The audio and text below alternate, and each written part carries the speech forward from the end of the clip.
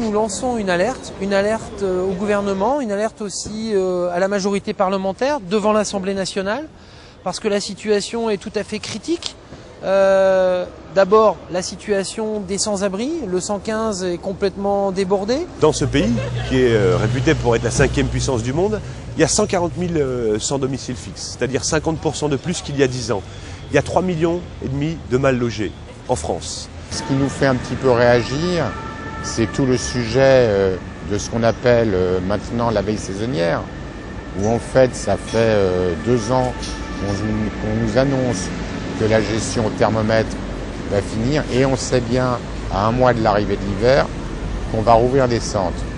Nous, ce qu'on demande, par-delà effectivement la question de la fin de ce dispositif, d'abord un hébergement 24 heures sur 24, ce qui est quand même le minimum, des conditions dignes d'accueil et notamment la disparition des dortoirs, un vrai accompagnement social.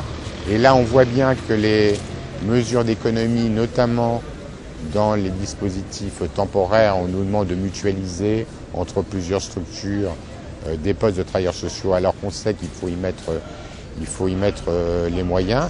Et puis, la principale revendication, c'est qu'à la fin du dispositif, on ne remette pas les gens à la rue. Nous savons aussi que la situation dans les hôtels est catastrophique. Il y a une situation de 28 000 personnes en Île-de-France qui vivent en hôtel et qui sont dans des situations terribles de malnutrition, de non-scolarisation des enfants, de non-accès aux soins et à l'assurance maladie. Donc une véritable crise humanitaire. Nous, le collectif, nous voulons dire on pourrait tout à fait faire autrement. C'est un choix politique et ce choix politique, il se traduit dans des choix budgétaires. Et c'est la raison pour laquelle on est installé aujourd'hui devant l'Assemblée nationale le lendemain où le projet de loi de finances a été présenté en Conseil des ministres. Alors qu'est-ce qu'on demande?